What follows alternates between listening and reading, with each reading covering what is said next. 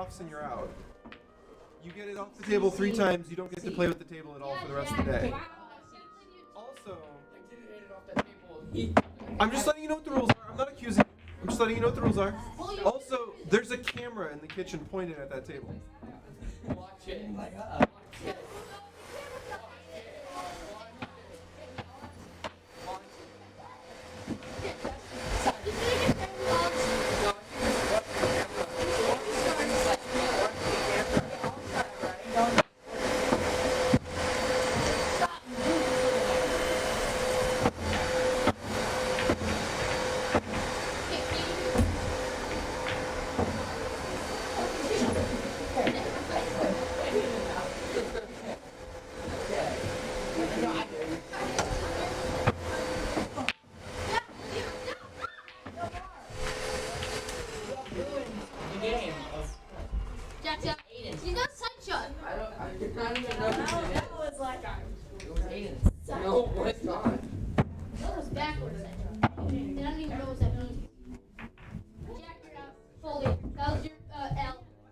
Can we watch the cameras? What are we even You playing?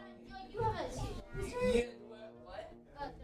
What are we playing now? Are we playing ball? You're out. Let's watch the camera.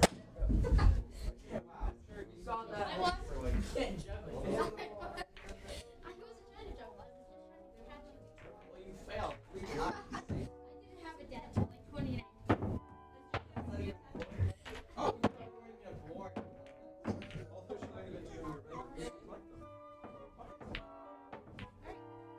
You can't do that. It's Yes. cheating. It's not cheating. It's Daniel, tell this. Daniel, tell this. Playing extra games on the pool table is only legal if Exactly. you Jack. can't make up games where everyone puts their hands on the table at the same time. Those games are I'm illegal. trying to take the ball. You failed. Okay. That pocket.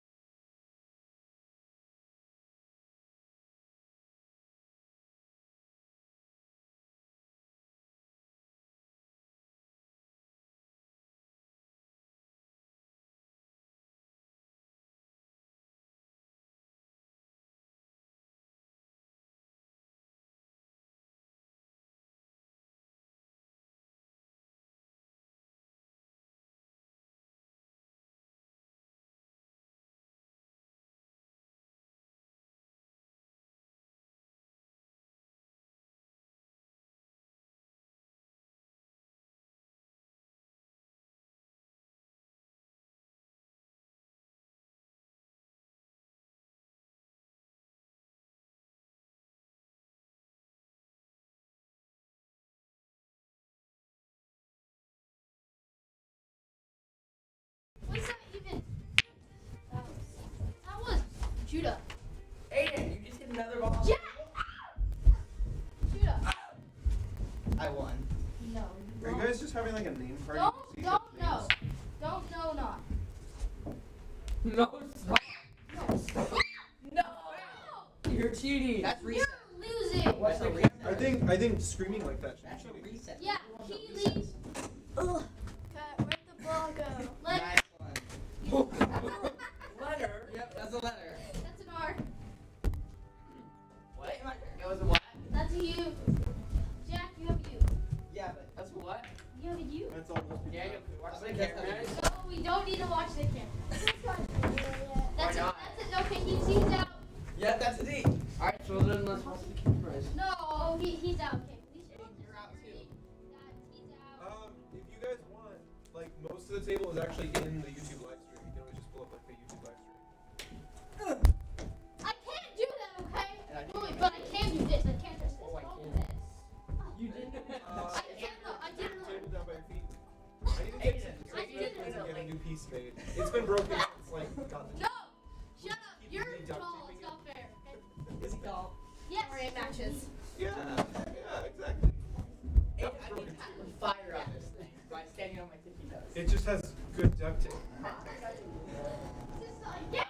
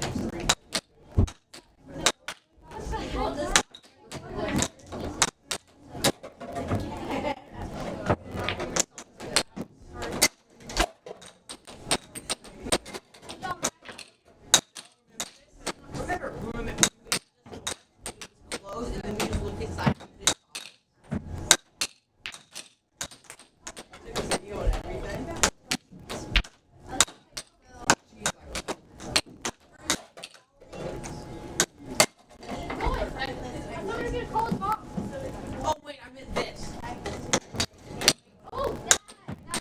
That creepy guy.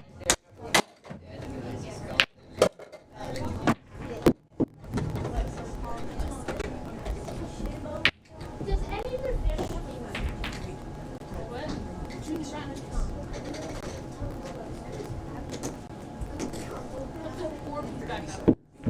What are you gonna do, Aiden? What are you gonna do? You're gonna walk up to her and say, "Jill Mama's so fat."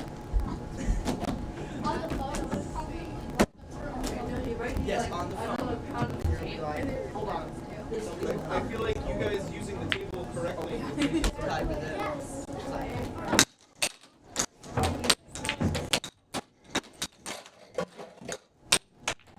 I'll be making up.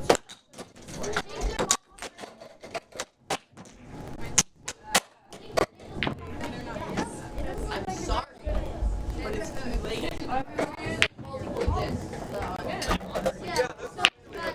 Meant to be. Come on. Don't talk to my bus.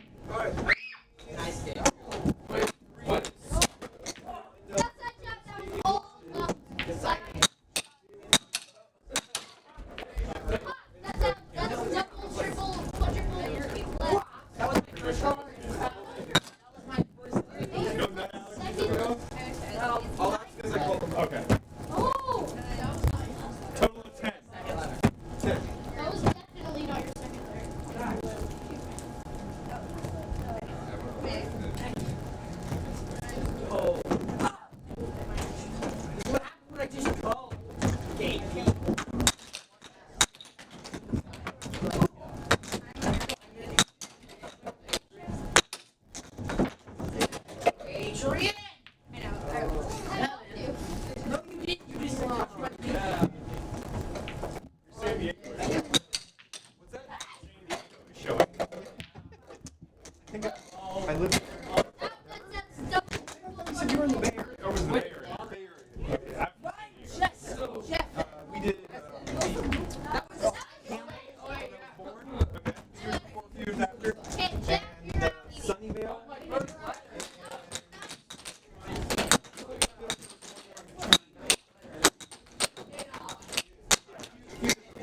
Yeah, my parents did say the day before we were born. It's when you see up here. 50 degrees to sweater. Oh yeah, the sun's out. Yeah. Shorts and t-shirt. What? 2 seconds? You're up! Yay! That's for you. That's for you. That's you're up.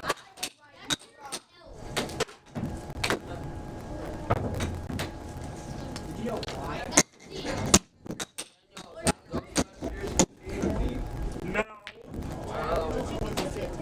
Kind of looks like the hunt.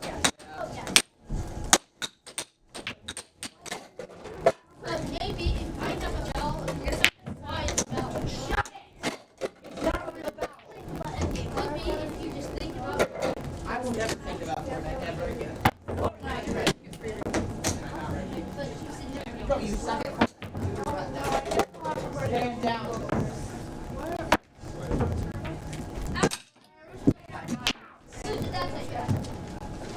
Yeah, no, you have That's your L. No, that's your U. Tracer probably the most true flight. But then she only have 3.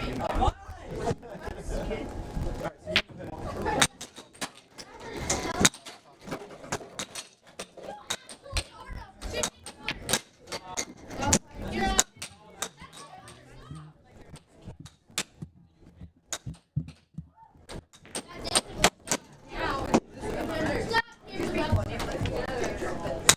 All right, everybody, find a seat. Find a seat. Find a seat. Find a seat. Make sure you turn off the air hockey table. It's very noisy if you don't. Yeah, Aiden, man. with your mind. You're talking to yourself. Exactly why I'm talking to this. Judah. Wait, somebody text me. No way! I call this place. I brought the other Uh-oh. Oh, I call what is that picture? It's my complex. Sticky on it. Can I press it? You may not. May I blue, please? Shingle. Do you like it? I said please. You did say that. I did. I have. Guys. I didn't put the suit. Oh, right. Boobs fighting. Running errands and then excited. Did you know that we see someone driving? Yeah, we really do. Anyone see my clicker? It actually did. Why not?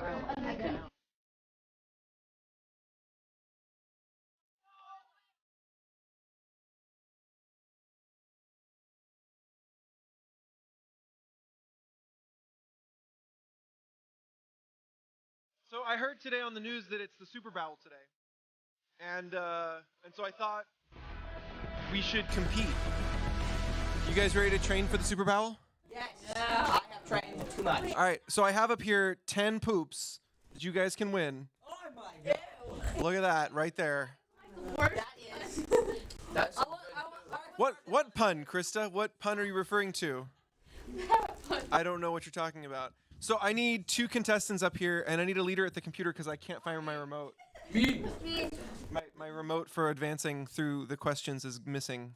So one of my leaders has to volunteer. Jeremiah's busy, so you guys are all waiting for him to volunteer. He's not gonna.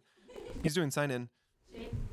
Okay, I just need someone to advance the slides because my clicky clicker is gone all of a sudden. It's mysteriously evaporated into thin air. If anyone finds my clicky clicker, it says Kensington on it. That'd be great. Let me know. Yeah, so I need 2 contestants. I'm gonna try and let you guys all play. We have 10 poops to win. Each round has 2 I don't know, what would you call someone who's taking up the toilet? What would they be? A toilet. Or the hog. A hog. So I need 2 hogs then. 2 hogs, come up and play. I did not call on you. Is it Jack? Jack, come on up. Pick a color. And James. Let's go with Jack and James. Today, Jack and James, you are playing for. Get out. That's not LeBron and John. extra long. A finger An butt. extra long poop. He's right on white today. All right, ladies and gents, here's how the rules work. We will put the question on the screen. I will then activate your remotes. You can tell the remotes will be activated. Because it'll start looking, instead of this, where rainbows are dancing, it'll be like this. Nothing, just a little green light in the corner, and all your lights will shut off, and that's when you can buzz in, okay? All right, the first person to buzz in is the person who thinks they know it. If they answer correctly, they win the poop in the middle. So someone's gonna. If they answer incorrectly, the other person automatically wins the poop. Jackie Chan, I'm sorry. So, I'm sorry? You call them pilots. Pilots? Ah, yes. I like that. I like that. Wait, so why is their name? Okay, here we go. You guys ready? Here's your first question.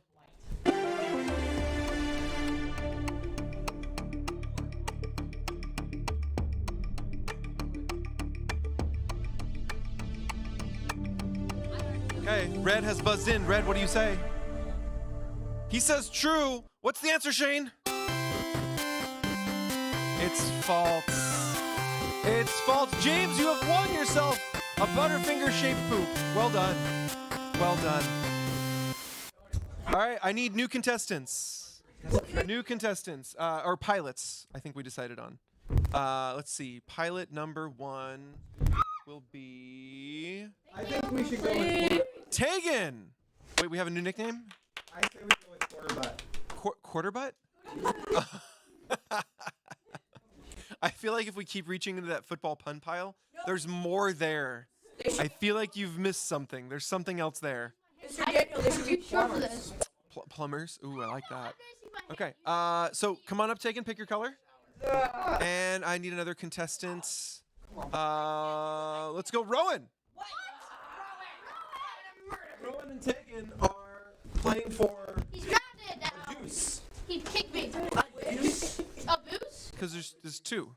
I Get it? It's really highbrow today. Really highbrow. Okay, are you guys ready for your question? Okay. Why are you not going to I'm just gonna turn this around. I have to be able to see the slides. I don't know what's happening. All right, go for it. You ready? Yep.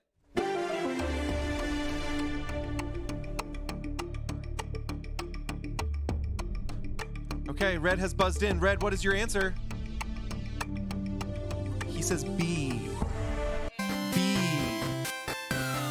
That is correct! You have won a deuce! Aiden, sit your bowels down. All right. Just make this morning. I need 2 more quarter butts. Let's go Caleb and Aiden in tie-dye. sit down? You're not in tie-dye. Aiden, you're not even close to tie-dye. It's a black t-shirt. Come on. It's like the opposite of tie-dye. Just tall. Tall Aiden. Aiden tall. Okay. All right, Shane, hit us up. What's our question? Here we go. Yes, Shane.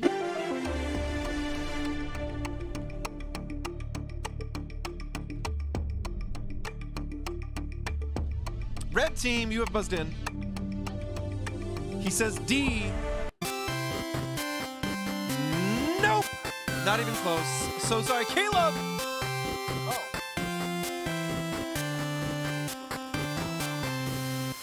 All right, next up, we have a round for a Butterfinger. I will eat your bunger fingers. Please don't eat my fingers. Bowel movement. Even with butter, they don't feel that. They don't feel. No, they don't. No, they do feel. They don't taste that good. Wait, All right. can I have a second chance? We're gonna go Faith. There is no second chances once the door is shut. That's it. So Faith, come on up, pick a color, and Katie. Alrighty. Imagine it. And let's see our question.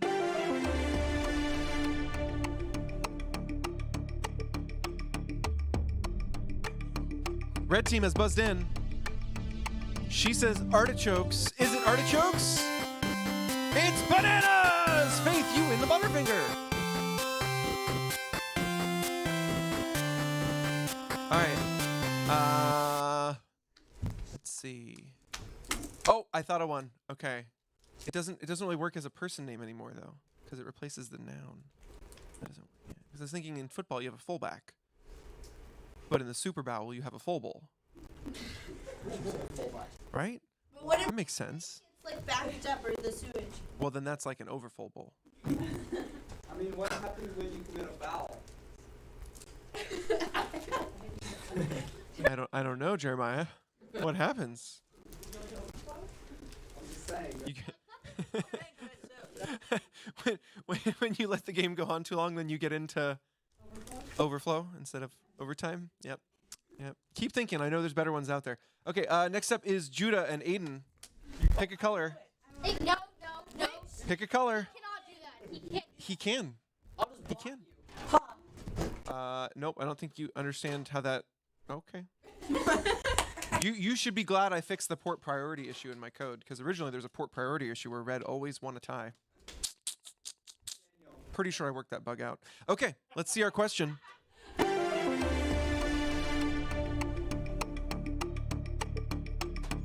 Blue. And your answer is? It's true or false. You must pick one. That's still not true or false. I would say false. Or is the it's the operative word there is or. You can't pick both. Or. Or. I'm gonna give Red a chance to answer. He says false. It's false. All right, Aiden.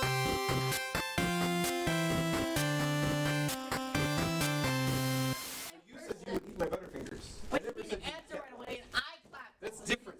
Utterly different. Yes, Jeremiah. No. Yes. You thought of the better pun. I'm gonna move where I'm safer. James, Because when I play Judah, I know what you're saying. What?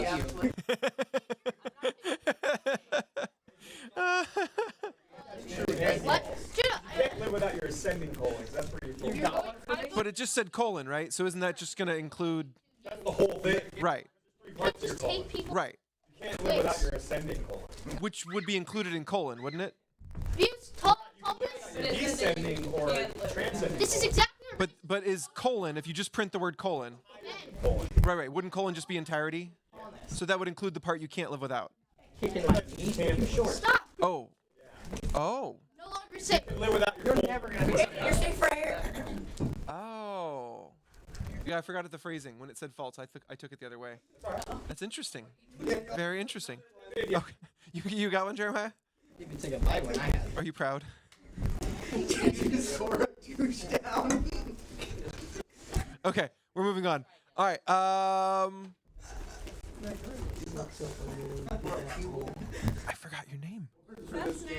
I'm so sorry. It's We Evie. need Evie. Oh man. Evie, Simon, come on up. Pick a color. Sorry, Evie. Gosh darn it. I gotta use your name more often. I just don't say it enough. Okay. Here we go. Let's get our question up on the board.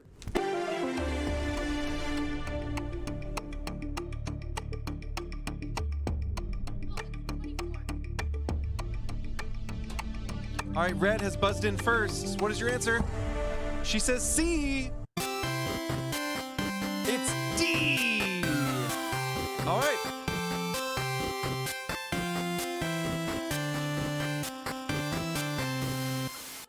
All right, next up is a Butterfinger round. Who has not played and would like to win a Butterfinger? Anyone not played? Krista, come on down. I haven't played fairly. Oh, well then I'm still not picking you. But I haven't played. Abby, get up here. You're blue. Where else? Just a little bit. Come on, Abby. Aiden, I did not say you could play for her. Abby got. Samuel? I'm looking for the reluctant ones, the ones who are silently just like, nah. Now, Come on. wait for you. Yeah. Oh, you're gonna wait for a Snickers round? Yeah. I got you. That's cool. If you win. All right, Abby, thank you very much. What are you gonna do? Hey, Buzzers are ready. All right. Question on the board.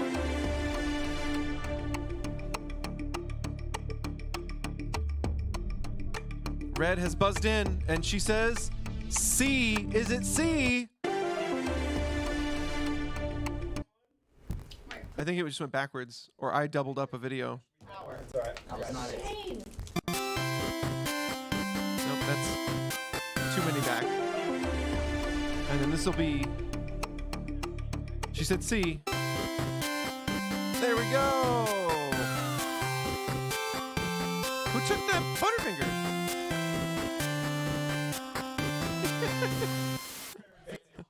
It's. I never said you were. Wait, what's unfair? I never said she was wrong. That's clear. He did press the wrong one, which is why it said 5 feet, which was not one of the options. All right. And now we'll do a Butterfinger round. Wait, what about me? We'll do a Snickers round. Yeah. Hey, you can't get up. Sit down. Come on up. Caleb, have you played yet? I already played. You already did play? Okay. Anyone not play? Anyone who hasn't played? I'm not taking it. Come on. Come on. You're waiting on something else? Which one? Which one? Twix? Okay, I got you. All right. Okay. Rowan? Rowan, have you had a turn? How'd they even? You did have a turn? He won one? Were they tall? Oh, okay. All right, anybody not win who'd like to play again? Please. All right, Tegan, come on down. Hey, Aiden, hands to yourself. Thank you. Doing anything. I understand. Even though you already won. I understand all too well. All right, yes, Jeremiah? Are you sure I get to use? Goat? In what context? There's more than one. You don't understand. Yeah, no, I understand that. I was asking the Oh, got it. Got it. All right, let's see our question. For a Snickers, which one will help you reach the daily recommended fiber intake? Blue has buzzed in. She says asparagus, and the answer is asparagus! Well done, Tegan. All right, sorry, Samuel.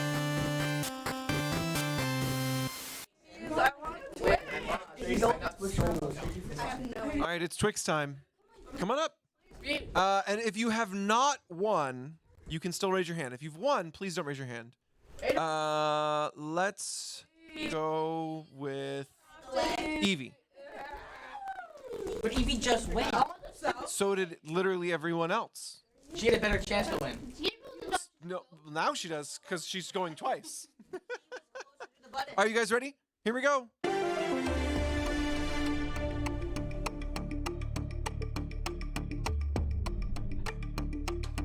Red, you've buzzed in, and the answer is B. Ah, it's A.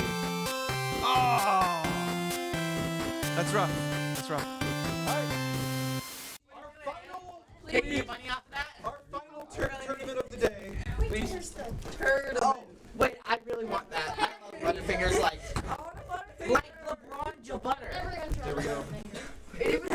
I don't even think I understand that joke. In the name. Aiden. That's a good point. It does. Of all the turds, this one has butt in the name. Well done. I'm not picking Evie again. You guys are the worst. I'm not picking Evie. She thinks my arm. Please. Oh, okay. All right, I choose. Butterfinger. Wait, did Jack and Judah both not win something? Yeah, we both. No, Jack won. I remember he had food, like foot. I remember he had food. All right, I'm gonna pick Simon and Samuel. Simon and Samuel. Wait, Simon, you're holding a candy bar. No. What? What? Why do you have a candy bar? Jack never won. What is happening? You're holding the Butterfinger, forgetting the Butterfinger? Aiden, sit down. You're chewing a candy bar. Come on. Literally in your mouth. Samuel, you're good. Stay here. I'm pretty sure you didn't win. Like 99% sure you're not going to suddenly reveal the candy bar I forgot about. You boys. All right, let's see. No, I'm not picking Evie. Would you please stop? This is hard. I want to pick you all. This is my last candy bar, though. And my last question. I mean, you have a lot more candy over there. Why don't you just pick me? I'm going to go with Jack. Do you have something else to add, Jeremiah? All right, lay it on us. Helping you. In the Super Bowl, Yeah. I was like, players are risking a concussion. Yes. In the Super Bowl, Yes. players are risking a constipation. That's true. That's true. I want to help myself. All right, ladies and gents, our final question of the Super Bowl. He's tapping me.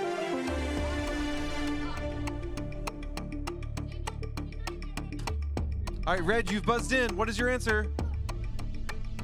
6 apples, he says.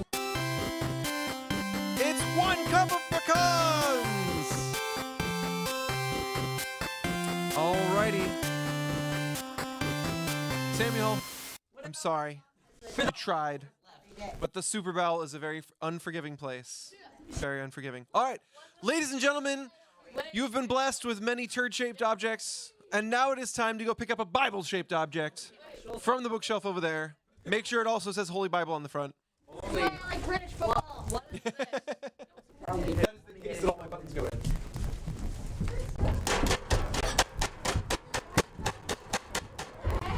Thank you. Please don't touch my buttons. Wait, where's my Bible go? In there. Not a Bible. No, You go. you stole my Bible. Right. People like You don't rebuttal. Just say yes, sir. Okay, you said. What's your rebuttal? Hey, It's where instead of saying okay or yes or I will, Jack, you will you come up push with me some off my dumb chair? thing to say, which basically tries to invalidate what they told you. Oh, it's when, yeah, I blame it on share. I blame it on the buttons. Maybe your friend doesn't like you. No, Like I just. basketball. like that would be like All right, boys, find seats far apart from each other. You clearly can't sit next to each other. That's where I'm sitting before. You sign a chair. But out of that, Not already Sign a chair.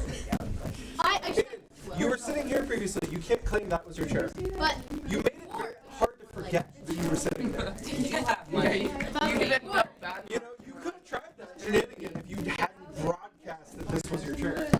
I didn't broadcast it. That Broadcast is so hardcore. Samuel's. People were picking up the signal in France. My mom's texting me. Is she telling you about how Aiden was sitting in that chair? It took my phone. That should be illegal. Where did you leave your phone? Aiden? Where did you leave your phone? Put your phone. Daniel, he deserves it more than you. People are taking. Alrighty, can I get some leaders to put these stools away? I'm a leader, I'm a leader. Okay, you can put them away. That's fine. I feel like I should use that trick to get kids to do things for me more often. If I really want a leader to do it, I'll just like whisper. Can I get a leader to do this? Can I get a leader? Yeah. I wish that would be funny. I don't know if that would You need a throw. Oh, I found my clip. This was my chair. Where's the chair for you? Right here. I'll sign you a chair. Your chair was over No, here. Aiden is tie-dye. At least the Aiden is black. That's racist. Black. No, adjective describing the blouse. Especially here. This is more important. This is my red. Alright, ladies and gentlemen, we're in number chapter 16. I need that for my Number chapter 16. Chapter 16. The S is getting all over the place. You're just gonna look really weird. Still give it to me. Number 16. What's that? He stole my candy and my Arizona 16. Yeah, if you're hurt, you force more pain, I feel like. You tell him. Doesn't it? Someone have a question about numbers? But it feels good. Okay, I'm there. Can I I have a read? question. Numbers chapter 16. We're on page 126 if you're in a borrowed blue Bible. Oh, me! 126. What is 5 factorial 3? Judah, what is the location of your Bible? Number 16. False. It's on a shelf over there. Actually, my Bible's at my home, so I didn't know. I was just guessing. Judah, get the Bible. Oh, random number. Oh, look at that. Someone handed you a Bible. Amazing. Hit me with the Bible. Well, she's your mom. She has that right. Yes, Mr. Aiden, what's up? So, how many numbers are there in numbers? 3. That's a really good question. I have a different question. You ready? How many fish? Think about it. 24. Think about it. Okay. Last week in Numbers chapter 15, I find out how many fish. we saw two different standards, two different How many fish? guidelines. 4. Number one, if you make a mistake, apologize, sacrifice, make up for it. Go and fix that mistake. Number two, at least in ancient Israel, if you disrespect God, you don't respect him as the authority, you're out. You're out. It depends, but yes, that was the for instance we did see an example of someone who got stoned to death. Yes. That was only I'm once. concerned about what a field goal looks like. Oh, but just nope. We're done. That game, it was great. I loved it. My humor was there for the moment. My humor's not there anymore. I will not be laughing at all these. You're just gonna have to like write them down and save them for later. You know what would make him laugh? I feel like we should not. Okay. Yes, Katie. We're not sure. If you have to stone someone to death for breaking the Sabbath, what are you breaking the Sabbath? Good question. They actually made a rule about this later on, and the rule was you can't do it on the Sabbath. They're basically held, jail or whatever, or you don't even do the court case till the next day. Like, all of that's held for the next day. But you make a really good point. I think the difference is, though, that, like, arresting someone wasn't anyone's job. It was his job. Does that make sense? At this point, anyways, no one had that job, so you weren't working, which is weird. Later, they made really strict guidelines on what work was. At this point, they hadn't done it yet. And the guidelines got really strict. But at this point, it was literally just work was the things you do, you know, that are in people's minds when you say work. Arresting someone wasn't in their minds because that wasn't something that happened that often. So today, we're going to move past this, and we're going to see another example of failure. Yay! So we're in chapter 16 today, and in chapter 16, we see some massive, massive failures. This is going to typify the kind of failure we see from Israel in this part of their history, where basically someone is acting as an in-between, a middleman authority, where God gives them authority, and people are supposed to respect and listen to that person, not because they're special, not because they are better or more right or smarter than anyone else, but because God picked them and is speaking through them. And it's purely because God's word is coming through them that they have any authority at all. And so when you don't listen, you might feel like, I'm not listening to this person, but in reality, you're not listening to God. What was the standard we just learned last week? Listen to If you don't listen to God, what happens? you. Die. You're out. You are out. So for small infractions, you'd be put out of the camp. For medium-sized infractions, you'd be kicked out of the country. For large infractions, you'd be killed. And for no, That's the standard. Respect God or you're out. And varying degrees of outness. Yeah. So if one person were to gather sticks in the Sabbath, wouldn't their entire community die? No. Why? Because somebody stupid might stone them immediately. Then Oh, and then they worked on the Sabbath. Yeah, I follow you. We kind of already covered that. Was it Faith or Evie? Faith, you had your hand up? Oh, maybe you both did. Oh, okay. Okay, Faith? I was wondering if I could read the first verse. Perhaps you can. What were you going to ask, Evie? What about like feeding their livestock? Ooh, good question. This was actually planned for. So you were supposed to get all food ready for livestock, for people, for everyone on the day before. So their Sabbath was Saturday. So Friday, you worked extra to get everything laid out and prepared so that the next day, all you basically did was like let the animals go where the food was prepared. You didn't have to pick the food, plan the food, prep the food, place the food. It was just waiting for them. And the same for you. All your meals would be like laid out on the day prior. Which is kind of cool. So it's like a picnic. Did it already. All right. Faith, you want to read us verse 1? Yes. what about the answer to everyone else's questions?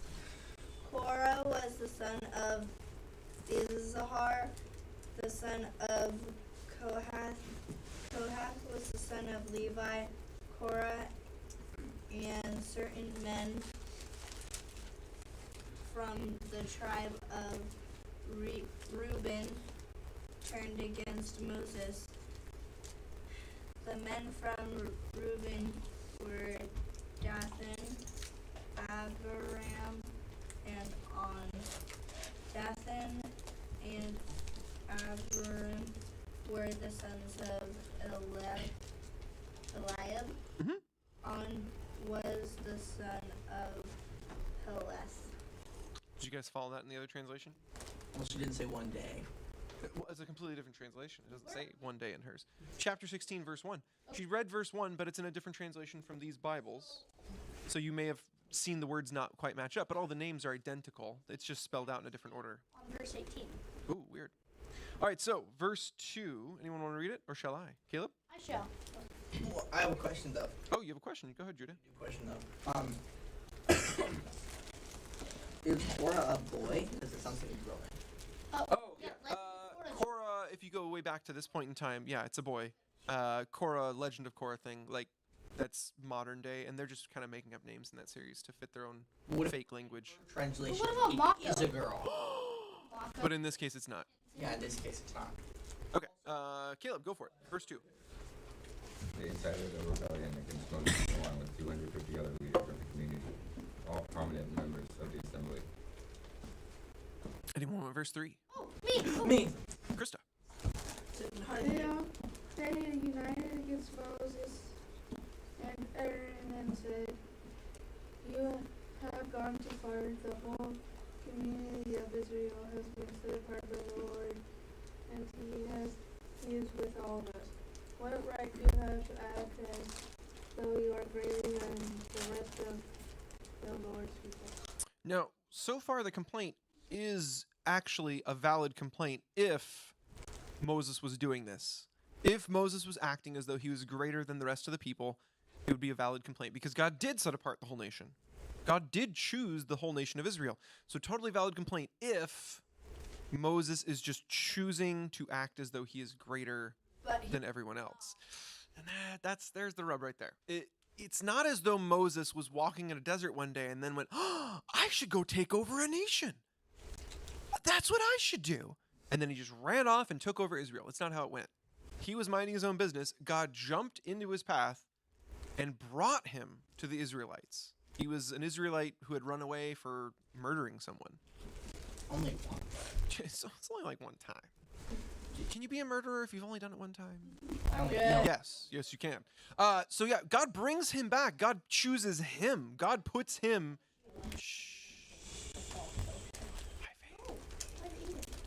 God put him in charge. He didn't want to be in charge. In fact, several times he says, "I still don't want to be in charge." When God asked him the first time, he said, "I don't want to be in charge." So he keeps saying he doesn't want to be, and God keeps saying, "But you're gonna be. This is the plan I have for you. This is the life I've laid out for you. This is what I'm asking of you." And instead of Moses continuing to complain, he does say, "Okay." Every now and then it gets really hard, and he does complain. "God, why did you make me do this? God, why am I this guy? Why am I the guy up at the top of the food chain here? I don't want to be. Why do I have to lead these people? They're complainers. They're whiners. They disobey constantly. They're hard-headed. They're stubborn. They're prideful." I like the one he uses. He says stiff-necked. You guys ever heard the term stiff-necked? That's where you know you're wrong and you should check a different path and be like, "Oh, what's over there?" But instead you just... and you refuse to even look. Like, don't even consider other pathways. Just gotta go this way. In your neck. It's just stiff in your neck. I know. Yes. I've heard the term turtleneck. That's completely different. Verse 4, when Moses heard what they were saying, he fell face down on the ground. Then he said to Korah and his followers, so imagine leader of your nation, so like the president of the United States, he comes to you and he falls down on the ground and is bowing before you and then speaks. That's Moses right now. He's speaking from the ground. Tomorrow morning, the Lord will show us who belongs to him and who is holy. Because that's basically what Korah said. We're all that way. The Lord will allow only those whom he selects to enter his own presence. Korah, you and all your followers must prepare your incense burners. Light fires in them tomorrow and burn incense before the Lord. Then we will see whom the Lord chooses as his holy one. You Levites are the ones who have gone too far. Now, the group of people that are complaining against Moses, some of them are Levites, so like the sons of Korah, they're Levites. Some of them are from Reuben. If you're from Levi, that whole tribe, you get to go work at the tabernacle. You have jobs to do. It doesn't make you priests automatically, but you have jobs to do. If you're from Reuben, you don't. You don't work at the temple, tabernacle, you don't have a job to do there. You do your own job. You're a sheep raiser, cattle herder, a water finder, like whatever your job is, you have a job, but it's not to do with the tabernacle. So some of the people complaining against Moses have jobs to do at God's tent, and some of them don't, but they're all complaining the same complaint. What's up with Moses? Why is he in charge? How come he thinks he's better than us? Shouldn't we have the same rights as he? Shouldn't we all be equal since we're all Israelites? Yeah, Eden. Two questions. One, Yep. it's kind of a comment, actually, precisely. Korah, they spelled their name wrong. One. Two, what does descendant mean? Descended. That would be like your grandfather. You have descended from your grandfather? Actually, my grandfather descended from me. No. Wait, what? No, that's the opposite. That's a song called "I'm My Own Grandpa." That's completely different. Wait. Worth looking up though. All right. Yeah, Aiden, you've gone too far. I mean, sorry, that's the Levites, not Aiden. The Levites have gone too far. Verse 8. Then Moses spoke again to Korah. Now listen, you Levites. Does it seem insignificant to you that the God of Israel has chosen you from among all the community of Israel to be near him, so you can serve in the Lord's tabernacle and stand before the people to minister to them? Korah, he has already given this special ministry to you and your fellow Levites. Are you now demanding the priesthood as well? The Lord is the one you and your followers are really revolting against. For who is Aaron that you are complaining about him? So Aaron and Aaron's line, like his sons and their sons and their sons and their sons, are always going to be the ones that are the priests. Other Levites could not be priests, but they still had jobs they could do at the tabernacle and years later at the temple. It wasn't the same as the priests, though. The priests were in charge. The priests got special clothes. The priests got to do the sacrificing. The priests got to go into the holy place. The priests had all these extra jobs. The Levites had some jobs, and when they get the temple years later, there's more jobs for them to do because it's a bigger building and there's more stuff going on. But it wasn't identical. But what Moses is saying to Korah is, hey, you guys got jobs from God. Is that insignificant? And who the heck is Aaron that you're complaining about Aaron? Did Aaron ask to be the priest? The answer is no. Did Aaron say, hey, look, I'm better than everyone else, so I should get this job? No. No, God chose Aaron, God chose Moses, God chose Korah. And yet Korah is now rejecting God's choice. I should get to choose what my future holds, not God. He thinks he's saying I should get to choose what my future holds, not Moses. But since his future came from God, it didn't come from Moses. He's rebelling against God. This is a big deal. When your life doesn't go where you want it to go, oftentimes you complain about the people that are getting in the way, the people that are redirecting you, the people that are stopping you, or the circumstance that's getting in the way, the circumstance that's stopping you, the circumstance that's pushing you in a direction you don't want to go. And it's not always the people or the circumstance that are the root cause. Sometimes it's God saying no. He knows what you would like. He knows what you would want to happen, and he's just deciding no. That's kind of hard to take. Often it feels like if we're close to God, we can't be wrong. We're just going to think what he thinks, and he'll think what we think. And so if we want something, clearly God must want it too. That's just not always true. Especially if what we want is something we want selfishly. If something that we want is something that we want just for us. It's almost never what God wants for us. It can be kind of hard to hear. But that's how it is with Korah. That's how it is with these guys. God gave them what he gave them, and they love what he gave them. They just want more. They don't want to stop there. They're not content with what they have. And so they complain about the people that have more, even though those people just got what they got. God gave it to them.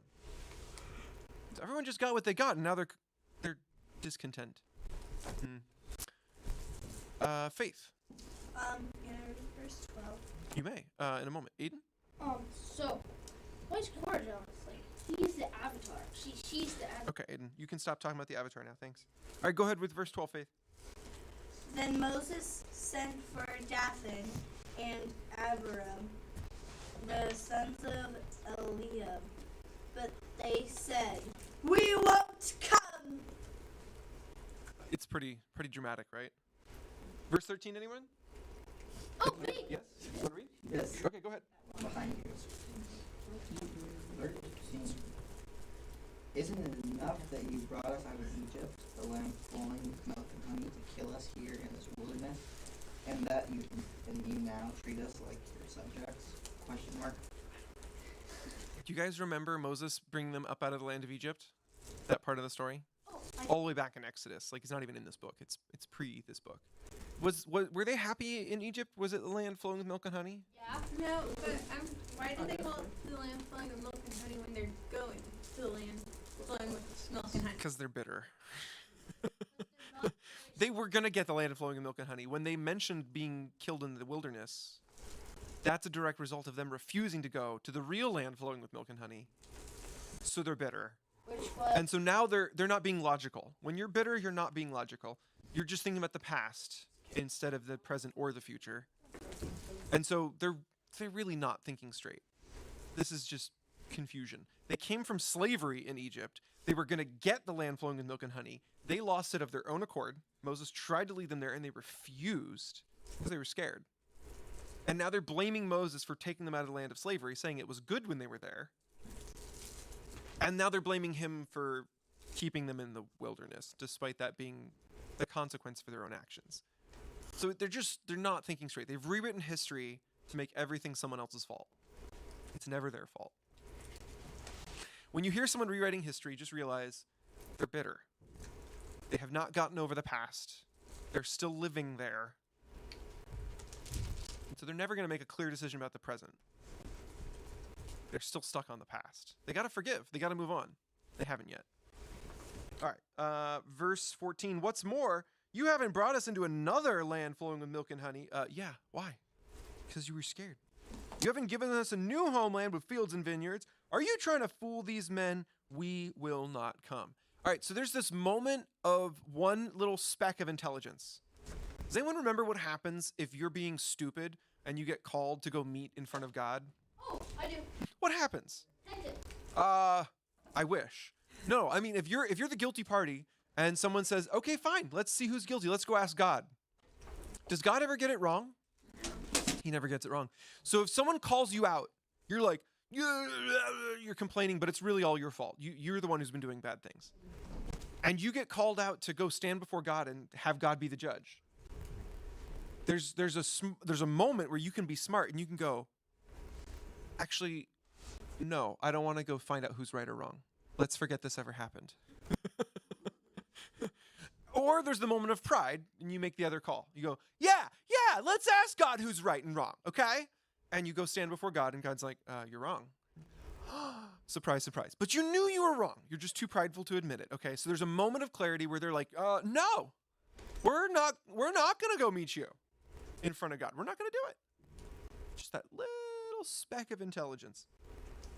Verse 15, then Moses became very angry and said to the Lord, do not accept their grain offerings. So they're refusing to let justice be had. They're refusing to let the judge make the call. And so Moses issues a punishment. I have not taken so much as a donkey from them, and I have never heard a single one of them. And Moses said to Korah, you and all your followers must come here tomorrow and present yourselves before the Lord. Aaron will be here also. You and each of your 250 followers must prepare an incense burner and put incense on it, so you can all present them before the Lord. Aaron will also bring his incense burner. Does anyone recall the last time an incense burner was mentioned? Do you remember the last time? Never mind. Anyone? A good joke. Should I just raise it this time, in this way? What? Should I just raise my hand? Yeah, you can do a little bit of waving until my head turns at least. But what? What's your answer? Oh, what? Yeah. The last time that he said that, I'm pretty sure he never did. Oh, okay. No, it was mentioned once before, or else I wouldn't have asked the question. Do you remember, Samuel? Trick question. Or wasn't it in Exodus? It gets loosely mentioned here in Numbers, but it was actually in Leviticus. We didn't read Leviticus here in this classroom, so because they mentioned it in Numbers, and so I retold that bit of Leviticus. You were reading. Does that make sense? It wasn't today. It wasn't today. Jeremiah, do you remember the last time incense burners got brought up? Okay, what happened? Aaron's sons did a boo-boo. Yeah, they did a boo-boo. So yeah, Aaron's sons were actually priests. They were some of the only priests in existence. And God gave them instructions. Do this, do this, do this, do this, do this, do this, do this. He has all these different instructions, and incense burning is part of the instruction list. Here's how you do it. Here's when you do it. Here's why you do it. And then out of the blue, they're just like, hey, you know what we should do today while we're doing this other thing? And we're not supposed to be burning incense. We're supposed to be like sacrificing animals and stuff. Let's go burn some incense. And purely just because it wasn't part of the itinerary, like God did not ask for it, they were consumed with fire. What? Like fire just destroyed them, just melted them. They're gone. And like they were actually priests chosen by God, and one of their jobs was to burn incense in an incense burner. But they died for burning incense in an incense burner because they weren't supposed to do it yet. So God takes his worship at the tabernacle incredibly seriously. So when Moses says, you're going to meet me tomorrow to see who's who, Who's really supposed to be in charge of the tabernacle? Who's really supposed to be the priesthood? Who's really supposed to be worshiping God right there in his very presence? You guys can all come. Bring your stuff. Get your kit together. Come bring some incense and an incense burner. You can all try it. We'll see what happens. I kind of have to wonder if, like, they remember what happened to the two priests who just burned incense at the wrong time. Again, smart guy wouldn't show up. Smart guy would go, oh yeah, this was stupid. I should have not done this. I'm gonna write Moses like a really nice apology letter. I'm gonna hand it to someone else. They were smart. And I'm gonna let them deliver it. To Moses and I'm just not gonna go. And so it's giving everyone the out. You can either stay home, be humble, don't engage any further, or in your pride, try and win the argument. You can get out your incense burner kit, and you can go meet up with God and see if he accepts your sacrifice. Accepts your worship, even though that wasn't your job. Well, let's see who does what. Verse 18. So each of these men prepared an incense burner, lit the fire, and placed incense on it. Then they all stood at the entrance of the tabernacle with Moses and Aaron. Meanwhile, Korah had stirred up the entire community against Moses and Aaron. They all gathered at the tabernacle entrance. So the 250 gather. They all bring their incense. No one stayed home in humility. But then more than that, the whole community gets up to watch. This could get exciting.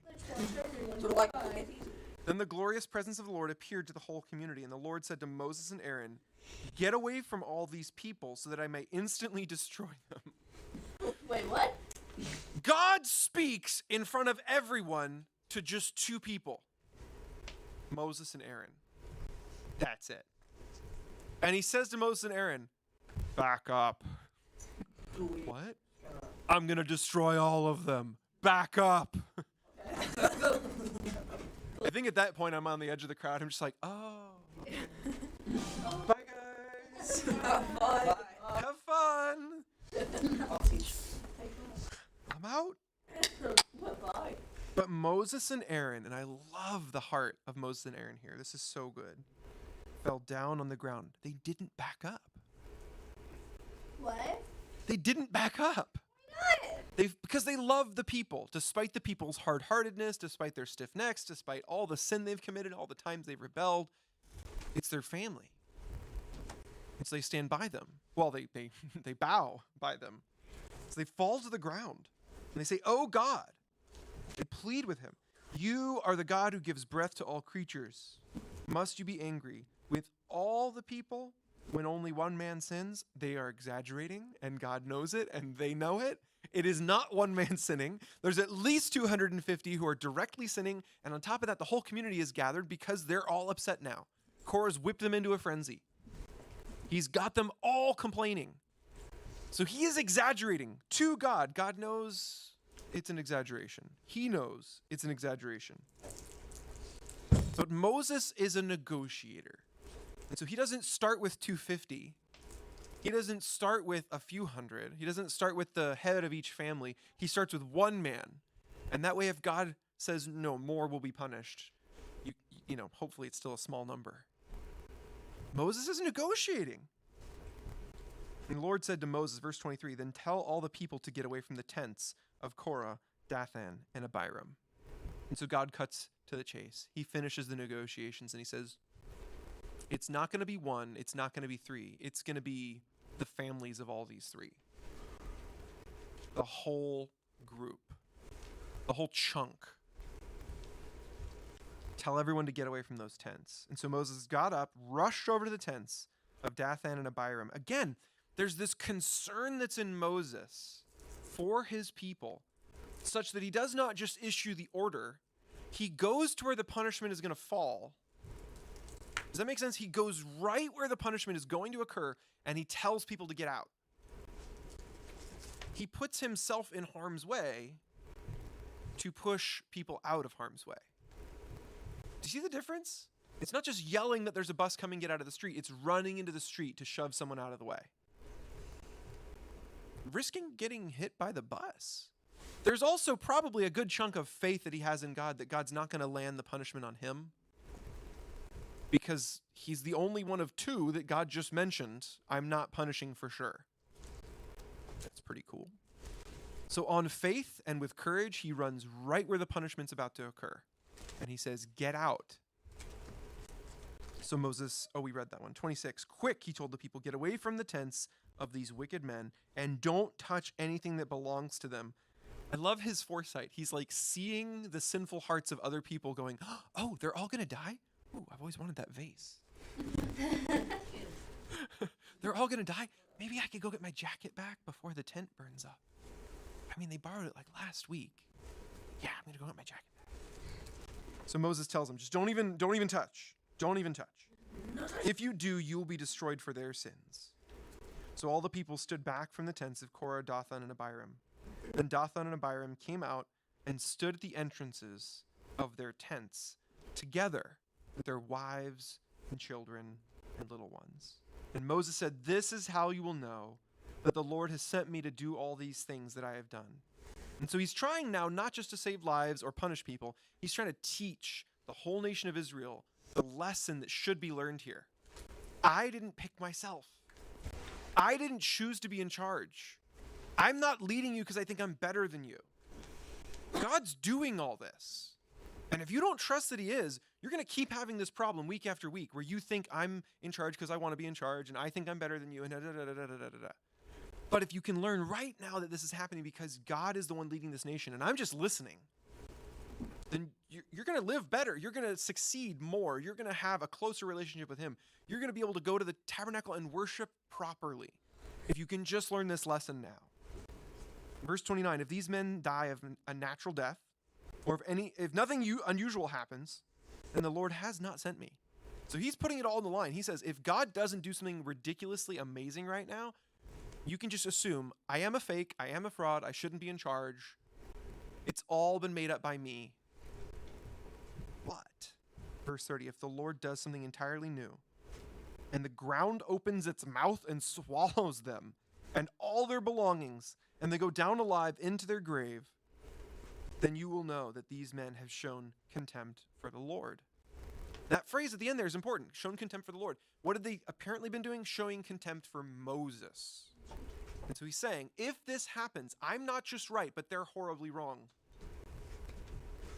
They've been upset with me, not realizing they're really upset with God. They don't like the way God does things. They don't like the way God runs the show. They don't like the decisions God makes.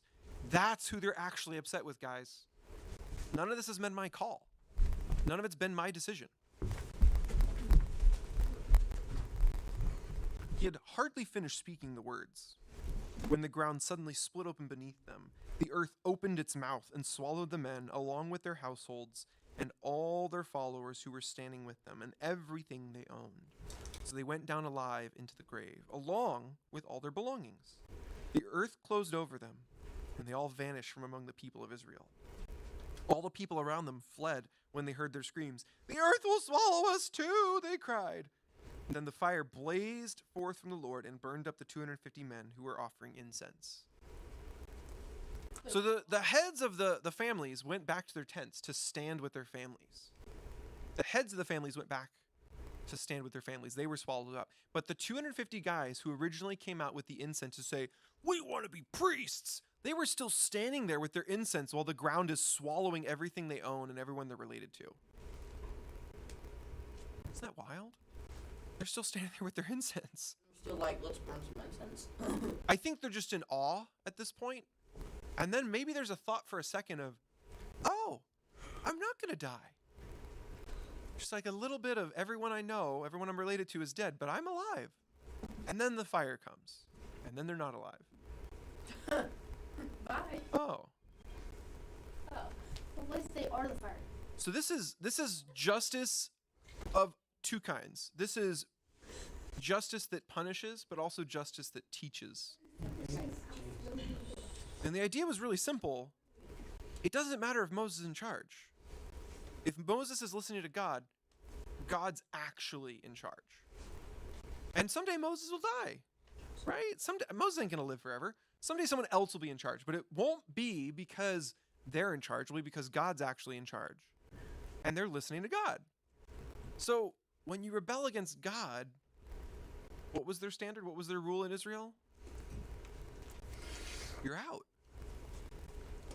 You're out. That's a hard rule. That's a really hard rule. But the most important thing you can learn from this is when you're rebelling against God and when you're not. When are you rebelling against people and when are you rebelling against God? You have to learn the difference between the two. God doesn't operate with the "and you're out" policy with everyone now. This was an Israel only thing. But it is still detrimental. It is still harmful to you and to me when we rebel against God. It's not as though you rebel against God and suddenly someone's going to walk up and say, "All right, stand right there. Fire will come down if you are rebelling against God." Like, that doesn't happen anymore. That's not the way God's operating now in this period of time. But that doesn't mean it's free of consequences. Like, you rebel against God, there's still going to be consequences. And sometimes there's even punishments. If you're a Christian today, there is definitely going to be some discipline. It might not be fire from the sky. It might not be the ground opening up. But there's going to be something. Oh, thank you. Doesn't the Earth swallow Canada though, like later in the future? Specifically Canada? Or Russia? No. It has to. Are you talking about like Revelation? I don't know. It kind of works in fractions in Revelation. It says like a third of the earth experiences this, a third of the earth experiences this. It doesn't name the countries by their like modern day names. I was just asking if the Earth is gonna swallow Russia. I'm not going to make any prophetic statements about the swallowing of Russian. I don't know anything about that. You want me techno? I don't think that's how bets work. I did actually talk about recent archaeological and geological data that shows that Russia may be the result of the largest like magma movement ever, and that during the flood, essentially Russia was formed out of just like the crust being obliterated. And so anywhere you dig in Russia, you reach lava cap. Pretty much the whole continent is lava cap underneath, a certain depth. And so it's possible that all of Russia just like came into existence during the flood. It was not there. And that's actually why we have the CO2 levels that we have, was that it's like the largest, release of magma and CO2 from under the crust that's ever occurred and probably ever will occur. But like if you can imagine magma flows the size of a subcontinent. That's a lot of magma. Yeah, Aiden. So, if you dig straight down, you'll hit lava. It's called lava cap. It's a certain kind of rock from cooled lava. But yes, Yeah, but yes, anywhere you dig, if you dig down far enough, you get magma. Russia's confirmed to be Minecraft. I don't think that's what that means. Yes, Krista. So when Moses had faith, did that mean that he had faith his foot or something? Yes, Evie. So, how come Moses and Aaron didn't get in trouble for disobeying God when he told them to back up? Because of Good question. Very good question. There's different kinds of disobedience, and God really does look at the heart. So, in this instance, right, God says, back up, I'm going to punish. Why did they not back up? Was it disrespect for God, or was it some other motive? They wanted to save the other people. And so God respects that. Not necessarily disobedience, but the heart that they have. And oftentimes, it's really hard to tell until you've like read through and read after. God will actually say things as a test. Not a lie, but a test. So there's another, for instance, if you go back further, like in a Genesis, God says to Abraham, take your son up on a mountain and you're going to kill him when you get there. Well, he's like, oh, okay. And he's going through with it. He's in the act. He's walking up the mountain. He's got the knife. He's got the altar. He binds his son's hands and feet. He's got the knife lifted, and God's like, okay, stop. It was a test. We're going to do something else instead. I wanted to see that you were willing. Kill the goat. So at what point is the test, you should listen to me even though it's hard, or the test is, I'm going to ask you to do something, but there's an even better option right in front of you. You're supposed to pick that one. The other thing too is, if God does tell Moses and Aaron to back up and they back up, and then God punishes guilty parties, that's fine too. So the reason that God can say something and you're able to disobey and yet that was good is because both options were good. Listening to God so he can punish injustice, yeah, that's good. That's fine. Staying there and pleading for people and praying for them and trying to save people's lives and get their hearts to change, that's good too. I'd say that's even better. So in that instance, the things you're choosing between are both good. It's different than other instances. Other instances where God says do a thing and disobedience would be choosing a bad thing, you can't make that argument anymore. Like, then you're just choosing a bad thing. Like, disobedience is choosing the bad thing. Yeah. There's something really cool about Abraham. I don't know exactly where it is, Mm-hmm. but he's about to kill his son, and then God says something about, since you were willing to give your only begotten son. Yeah. In the New Testament. Totally. So. Yeah, the whole story has parallels. There's a moment where his son talks to Abraham. So Isaac talks to Abraham, and he says, "Where is the lamb for the slaughter?"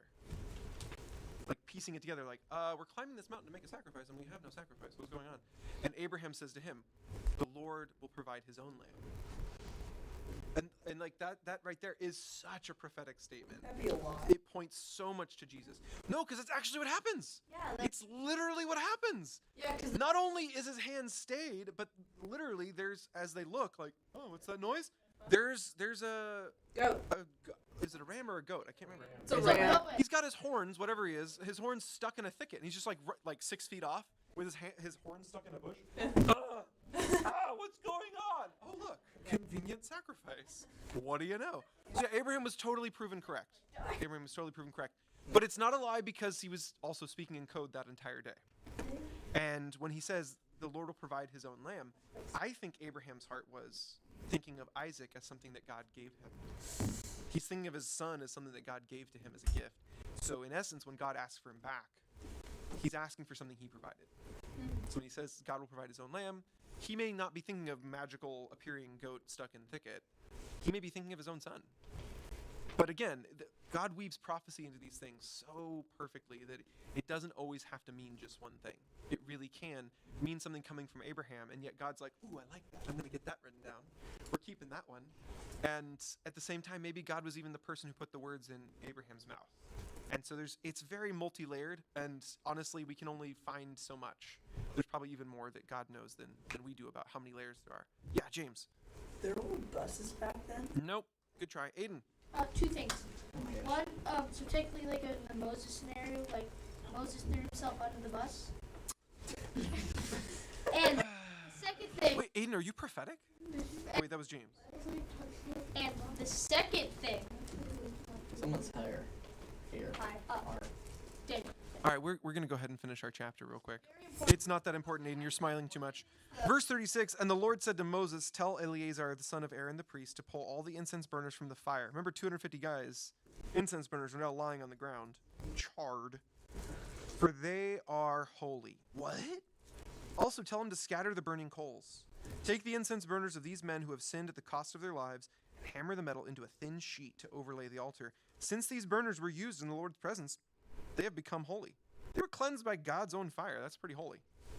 Let them serve as a warning to the people of Israel. So Eleazar the priest collected the 250 bronze incense burners that had been used by the men who died in the fire, and the bronze was hammered into a thin sheet to overlay the altar. This would warn the Israelites that no unauthorized person, no one who was not a descendant of Aaron, should ever enter the Lord's presence to burn incense. If anyone did, the same thing would happen to him as happened to Korah and his followers. So the Lord's instructions to Moses were carried out. But the very next morning, I hate verses like this. It makes me so sad. But I know it's going to happen to us too. There's going to be moments in our lives where God spends all this effort and all this time teaching us something, and we'll sit there and go, wow, I've really learned something. And we'll go to sleep and we'll wake up and we'll have an attitude the next day that totally mirrors what we were going through the day before.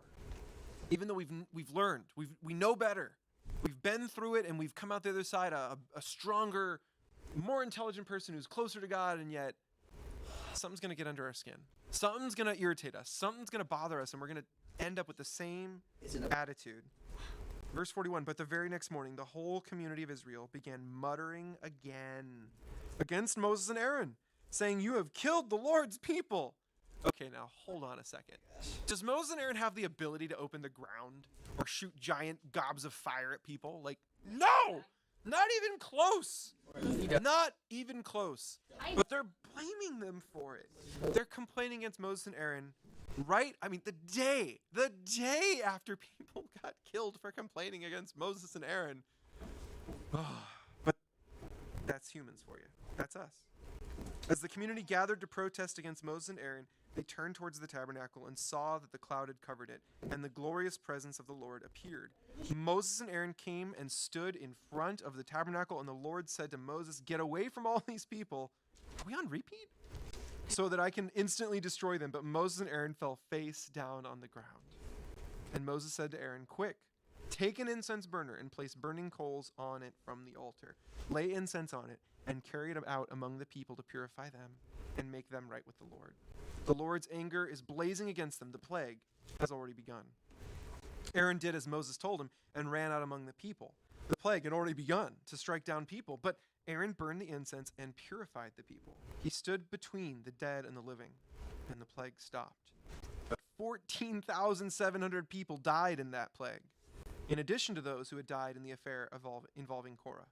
Then, because the plague had stopped, Aaron returned to Moses at the entrance of the tabernacle. So the day before, just those directly involved. Even though the day before, the whole community did start complaining.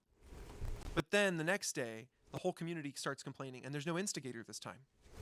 There's no person to blame. There's no one individual that you can point to and go, he started it.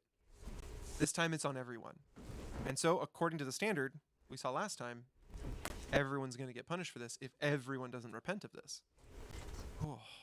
But Aaron goes out and stands in between. Can you imagine the scene? Think about the geometry of what they just described. The plague is passing from person to person in a wave. Coughing and hacking and whatever other symptoms, I don't know, boils or something.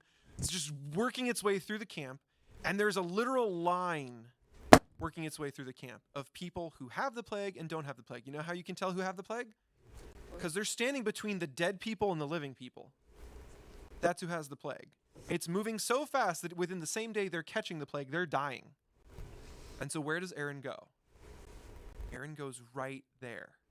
He finds the line of infection that's just working its way like a wave straight through the camp, and that's where he stands.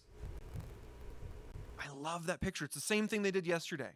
They went right into the danger zone, right where the punishment was occurring, and they said, "Stop. You guys have got to stop this." And that's, to me, one of the most beautiful pictures of Christ. Because Christ in heaven, he was perfect. He had all power.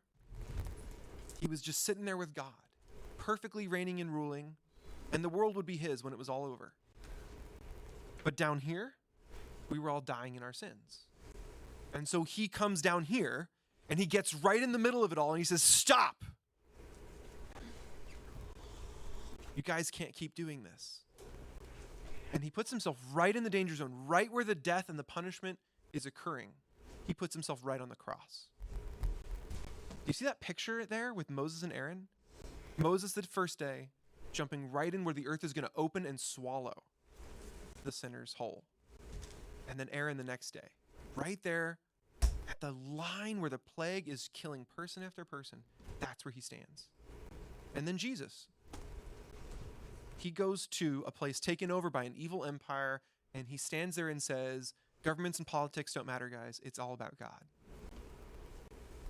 None of this stuff you're all fighting about matters. It's all about God." And then he gets killed by the evil empire at the request of the people he's trying to save. Wow.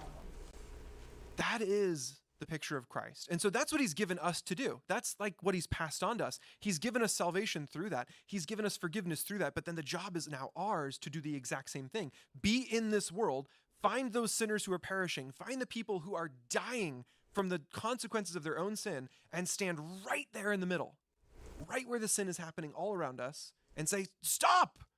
It's all about God. It's not about all this other petty stuff you guys are arguing about. It's not about politics or governments or any of that. It's about God. That's what this whole thing's about. And if you keep ignoring it, you do it at your own peril. If you keep ignoring it, you're going to die."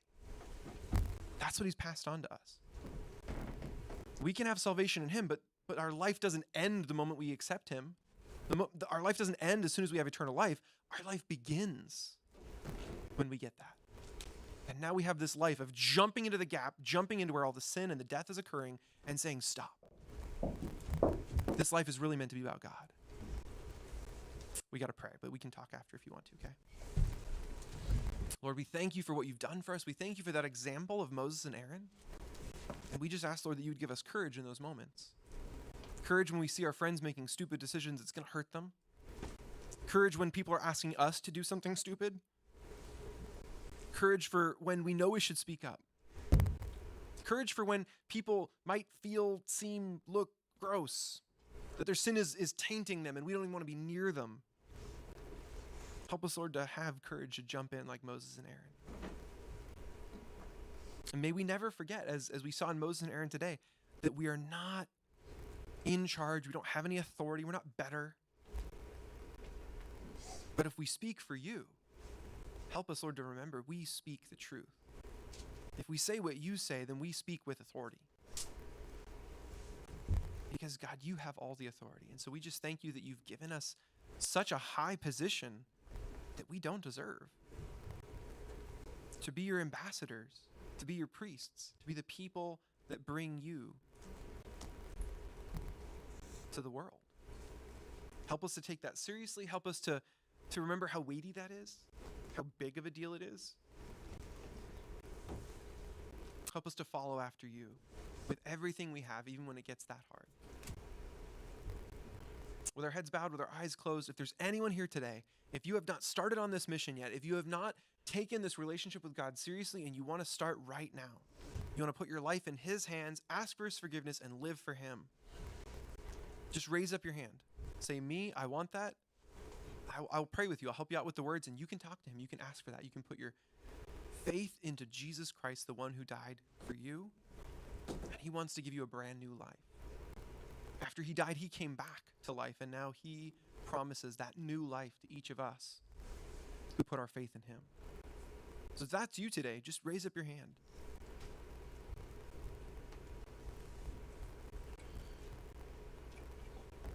Lord, I ask that you would go with these middle schoolers, help them get through a weird day of tons of commercials, to the next day. And maybe it's today, maybe it's tomorrow, Lord, but help them to have courage when they face someone who's dying in their sin. Help them to do the right thing, the loving thing in that moment. We pray this in your name. Amen. I love you guys. Don't forget, this Friday is the Boys Nerf Night. So we have Liberate from 6 to 10. We have Boys Nerf Night from 10 till the next morning. So that's this Friday, Boys Nerf Night, 10 till the next morning. Liberate from 6 to 10 like usual. I have Super Bowl commercial bingo sheets. If you guys want to do Super Bowl commercial break bingo sheets, they're right here on the counter by the cafe. How you doing, man? Sorry, I had to come. That's all right. I've been missing you. Me too. So you finally made it back to Chico. Working on it.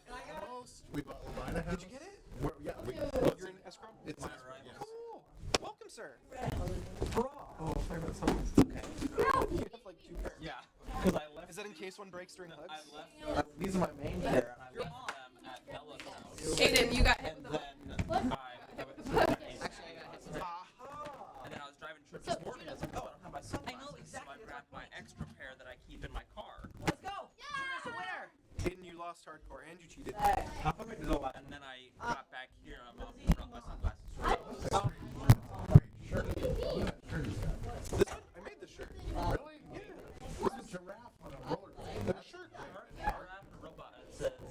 We did a summer with no summer camp. And so I planned 4 24-hour events where you arrive at the church at like 3 in the morning, you drive to one of these places, stay there all day, and then drive back here at like midnight. Was it fun? Oh, it was amazing. It's amazing. The drivers, though, are the rock stars. I got all parents to drive, and then me also. But like, the parents who went were amazing because they're up early, they're with kids all day, and then they're up late, and no one crashed, no one swerved. So this was like our second year. So we did Boardwalk, Exploratorium, San Francisco Zoo, and Monterey Bay Aquarium. Sweet. It was an epic summer. We did ride a shark. They have that for like $50 a person. It's pretty Pretty great. sharks are super smooth. What? They're quite rough. What? I don't feel like it's true. I feel like it's really rough the other way. No. Trust me. Sharks are straight up and they're smooth. Okay, come here. Is this Rowan? Who's got the Pomeranian? That's a dog. That's good. You be healthy and happy. We'll see you again soon. All right. Good to see Sounds you, man. good. I See you guys. am Have a great day. moving with him as well. Okay. That's really cool. So you're gonna be around more. Yep. This is what we do to phones we find. Yep. That's what I do anytime like a stranger asks me to take a picture of them, you know, sort of thing. I'll always take a selfie too. Just try all the faces. Does it unlock on your face? Later, dude. Alas. Bye bye. Hey Bean. Hey Bean. Hey Bean. Hey Bean. Hey Bean. Hey Bean. We have a straight phone. I put myself behind these guys. We'll do quiet. Apparently someone did not steal my Bible. Apparently I left my Bible on the stage.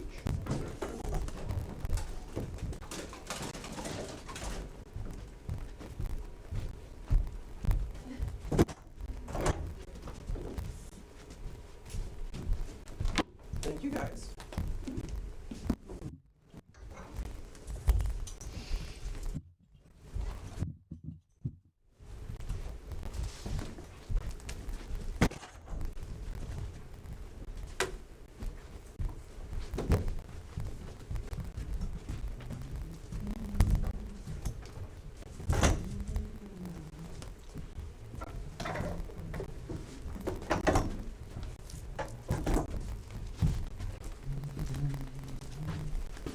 So what do you guys think? Should I make this replacement out of plywood or aluminum billet? Or what was the second one? Aluminum billet. Or like single piece of aluminum built down.